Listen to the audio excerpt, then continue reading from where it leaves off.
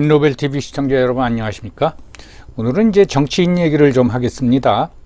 어떤 특정 정치인이 아니라 정치인들의 본질과 특성에 관한 얘기입니다. 정치의 계절이 돌아온 것 같습니다. 우리나라에서 가장 큰 정치 시장은 대통령 선거하고 국회의원 선거죠.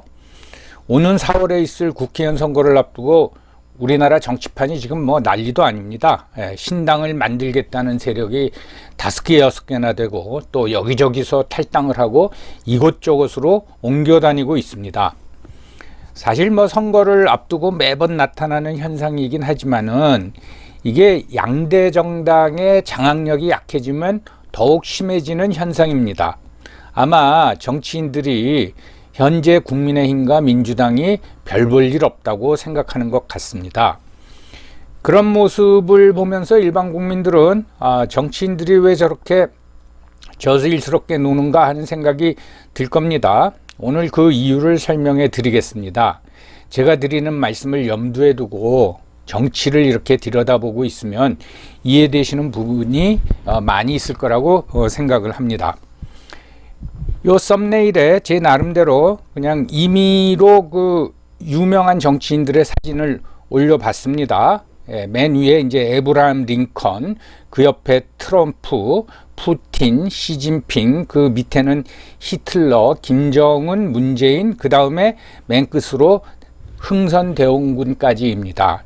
이들에 대해서 어떤 분은 훌륭한 지도자였다라고 생각하시는 분도 있을 거고, 어떤 사람은 정말 극악무도한 독재자였다라고 생각하실 겁니다. 그런데 이러한 정치인들의 특징은 똑같습니다. 그거에 대해서 이제 본격적으로 말씀을 드리겠습니다. 저는 학부 때부터 정치학을 전공했습니다. 그러니까 굉장히 오랫동안 이제 정치학에 관심을 가지고 책을 읽은 거죠. 그리고 뭐 또 학생들에게 강의를 했지만 저한테 가장 어려운 질문이 뭐냐 하면 정치란 뭡니까? 라는 질문입니다. 어떤 것에 대한 정의는 간단할수록 좋습니다. 그러니까 definition은 짧게 내리는 게 좋다 그 말씀이죠. 그런데 그렇게 짧게 정의를 내리는 게 굉장히 어렵습니다. 정치학을 전공한 저한테 정치란 뭐냐 질문하면 간단히 설명하기가 굉장히 어렵습니다. 그런데 정치도 결국은 사람이 하는 거죠. 그래서 정치 얘기를 하다 보면 사실 사람 얘기입니다. 뭐 이재명이 어쩌고 윤석열이 어쩌고 한동훈이 어쩌고 맨 사람 얘기예요. 정치인 얘기를 하는 거죠. 그러면 이 시점에서 우리는 어떤 사람이 정치인이 되는가, 또 그 사람들은 그렇게 능력 있는 사람들이 왜 정치를 하려고 하는가에 대해 한번 알아봐야 될 거라고 생각을 합니다. 그 문제에 대해서 어쩌면 제일 처음 관심을 가진 사람이 해롤드 라스웰이라는 학자입니다. 요 왼쪽 아래에 있는 사진이죠. 그에 대해서 이제 말씀드리기 전에 좀 더 부연 설명을 드리면 정치의 핵심 키워드는 파워입니다. 즉 권력입니다. 그런데 권력이란 게 뭡니까? 우리의 지배욕을 충족시켜주는 수단이죠. 우리한테는 이제 크게 두 가지 개인적인 욕구가 있는데 하나는 지배욕이고 하나는 소유욕입니다. 소유욕은 돈으로 충족시키는 거죠. 그리고 지배욕은 권력으로 충족될 수가 있는 겁니다. 그렇다면 권력이란 건 또 뭐냐? 권력은 남을 지배하는데 상대방의 의사하고 상관없이 내 의사대로 그 사람의 행동을 하게 만드는 겁니다. 반대로 얘기하면은 내 의사에 상관없이 나는 권력에 굴복해서 상대방의 의사대로 행동을 해야 되는 거죠. 그래서 권력이 무서운 겁니다. 어느 국가의 최고 지도자가 전쟁을 결정하면은 뭐 수십만 수백만 명이 죽을 수도 있는 거죠. 그런데 그렇게 무서운 권력을 우리는 정치인들한테 맡기고 있습니다. 그러한 권력을 장악하고 정치를 하는 정치인들의 심리적 기저에는 무엇이 있을까? 그 사람들은 무슨 생각을 하면서 정치를 하고 있을까? 그것을 이해해야 된다라는 거죠. 100년 전쯤에 그 해롤드 라스웰이라는 미국 정치학자는 정치인들의 심리적 기저에 깔려 있는 건 뭐냐? 가치 박탈이라고 정의를 내렸습니다. 영어로는 deprivation이라고 그러죠. 결론적으로 말해서 가치 박탈을 경험한 사람들이 권력을 추구하고 정치를 한다라는 거죠. 그러니까 심리가 정상적이지 않다 이 말입니다. 다르게 표현하면은 어떤 마음의 상처를 가지고 있는 사람들이 권력을 추구하고 또 권력을 장악한다면은 정치를 한다 이겁니다. 그 관점에서 한번 정치를 보시면은 이해가 굉장히 높아질 겁니다. 해럴드 라스웰은 1902년에 태어나서 1978년에 사망했는데 예일대 교수였습니다. 미국 정치학회 회장도 지냈고 국제정치심리학회 회장도 지냈습니다. 젊었을 때 1920년대에 유럽 가서 공부를 했습니다. 주로 영국에서 공부했고 스위스에서도 공부하고 프랑스에서도 공부를 했는데 영국에서 공부할 적에 정치심리학을 배웠습니다. 거기서 이제 큰 감명을 받고 공부 마치고 유럽에서 미국으로 돌아와서 정치 심리적인 접근으로 정치인들을 분석을 했습니다. 간단히 얘기하면은 정치를 하는 정치인들의 그 인간 내면의 심리를 이해하지 못하면은 그 정치를 이해할 수 없다고 본 겁니다. 즉 인간 내면 심리와 정치와의 관련에 대해서 연구를 한 사람입니다. 그러면 정치 행위라는 건 뭐냐? 해럴드 라스웰에 의하면은 정치인들의 심리적 기저에는 가치박탈이 있다고 그랬죠. 그러니까 유년기에 여러 가지 경험을 하는데 그 경험이 무의식 속에 쌓여 있다라는 거죠. 그리고 그 무의식 속에 쌓여 있는 그 경험이 행동에 반영된다라는 겁니다. 그렇다면은 여기서 말한 그가 지적하는 유년기의 경험이라는 건 뭐냐? 해럴드 라스웰은 그 중에서도 가치 박탈에 관심을 이제 가졌습니다. 해럴드 라스웰이 말하는 이제 가치 박탈은 여러 가지가 있는데 가장 기본적으로 라스웰은 오이디푸스 콤플렉스를 들었습니다. 이 박탈감, 거기서 열등감도 생기고 소외감, 이런 것이 따라온다라는 거죠.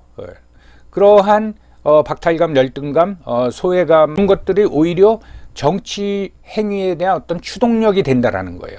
즉 이걸 바탕으로 해서 정치를 해야겠다라는 이제 의지가 생긴다라는 거죠. 그러면 어렸을 때 이제 열등감, 소외감, 또 박탈감을 느낀 사람들은 자기 저평가가 심하다고 보는 겁니다. 나는 왜 이러지? 이런 이제 회의를 가지고 사는데 그걸 만회하기 위한 수단으로 권력을 추구한다라는 겁니다. 사실 가치 박탈이라는 것도 굉장히 다양하죠.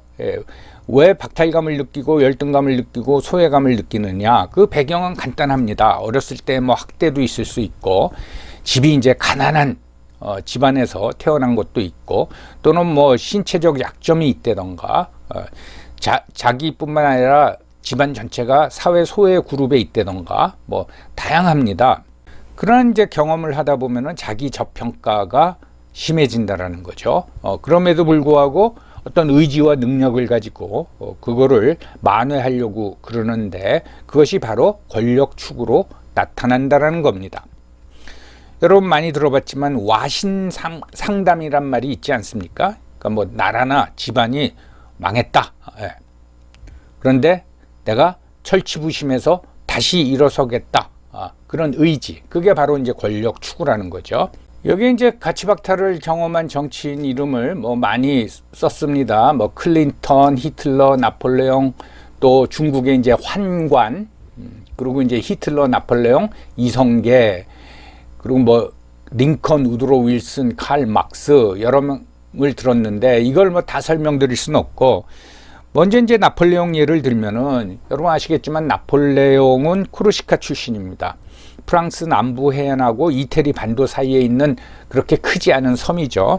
그런데 그 섬은 고대 때서부터 아프리카 카르타고에 의해서 지배를 받다가 그 후 로마 제국에 의해서 지배를 받다가 또 이슬람 세력이 점령하고 지배를 하고 18세기 경에는 이탈리아의 제노바, 도시국가 제노바가 점령을 해서 지배를 했습니다. 그러다가 이제 18세기 후반에 나폴레옹이 태어날 무렵쯤에 프랑스가 이제 지배하기 시작했는데 여러분 한번 나폴레옹 아버지 입장에서 생각해 보십시오.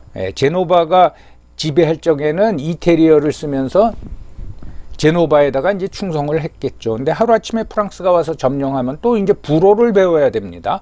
그러니까 어떤 정체성의 혼란이 오는 거죠. 그 시기가 바로 나폴레옹이 태어날 때의 시기인 겁니다.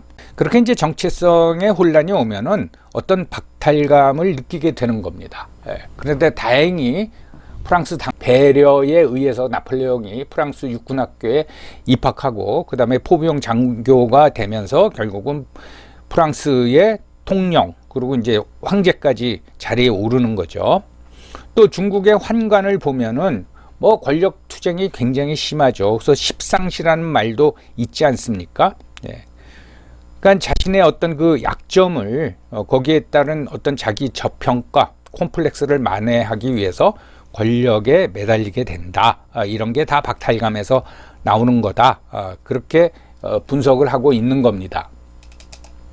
이성계 예도 하나 들까요? 이성계는 뭐 5대 조상소부터 지금의 이제 함경북도 함흥 근처에서 살았는데 거기에 이제 원나라 지배 영역 아닙니까? 그래서 원나라의 사실은 지방 관료였죠.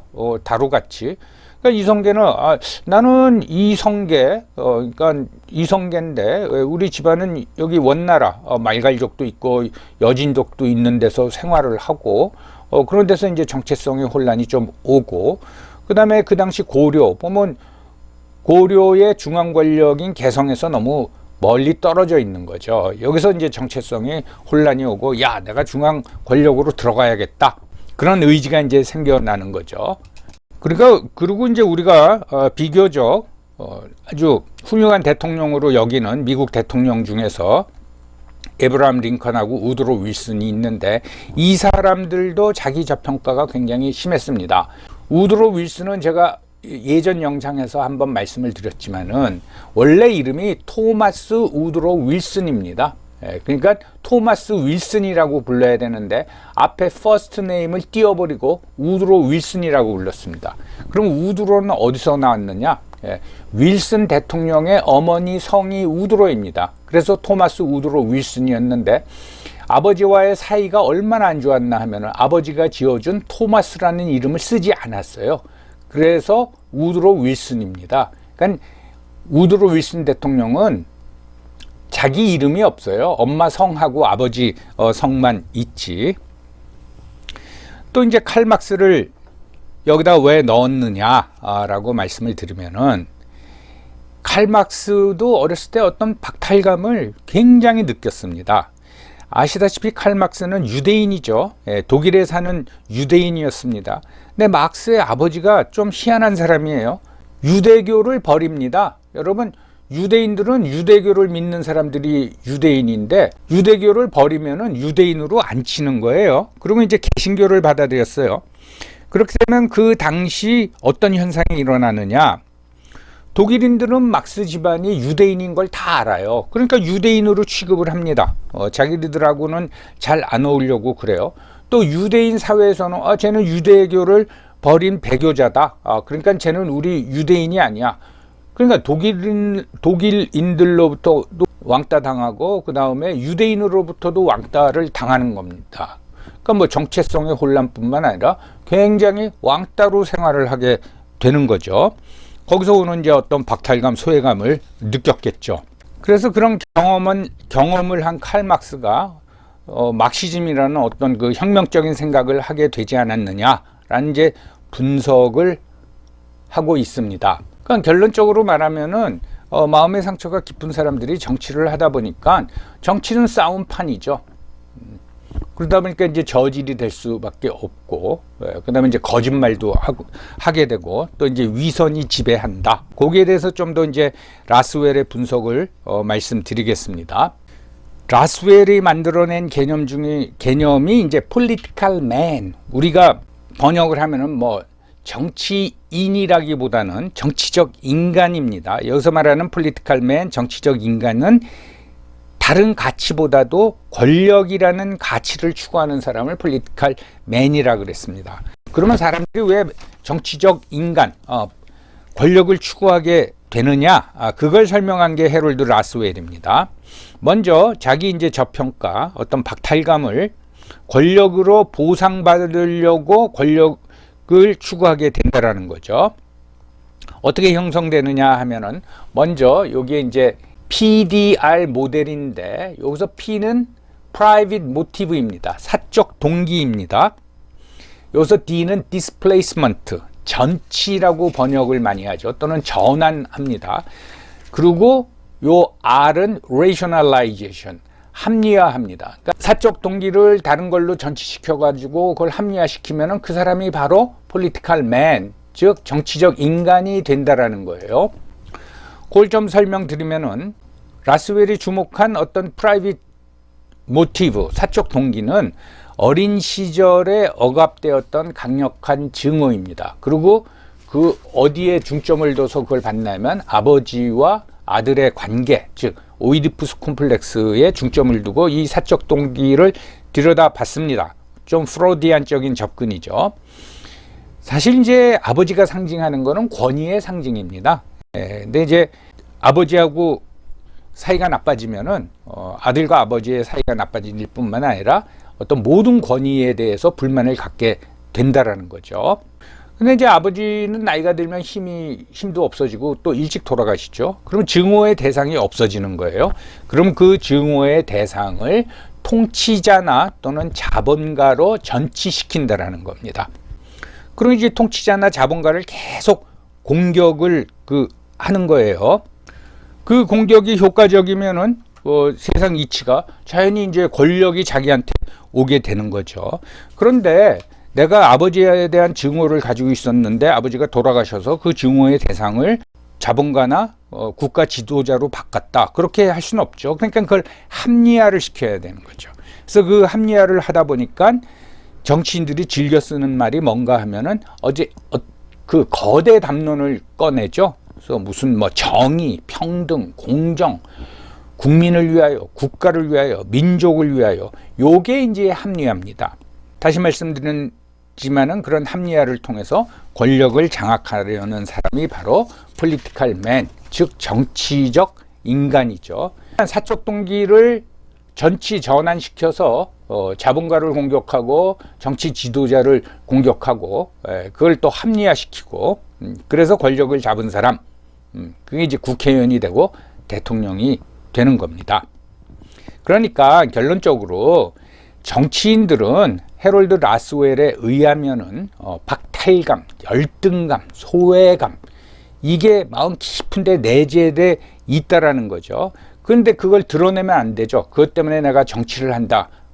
그렇게 드러내면 안 되니까 안 그런 척 해야 되니까 정치는 위선적이고 정의와 공정, 평등을 외쳐야 되는 거고, 그리고 그런 마음의 상처가 깊은 사람들이 정치를 하니까 싸움판이 될 수밖에 없다.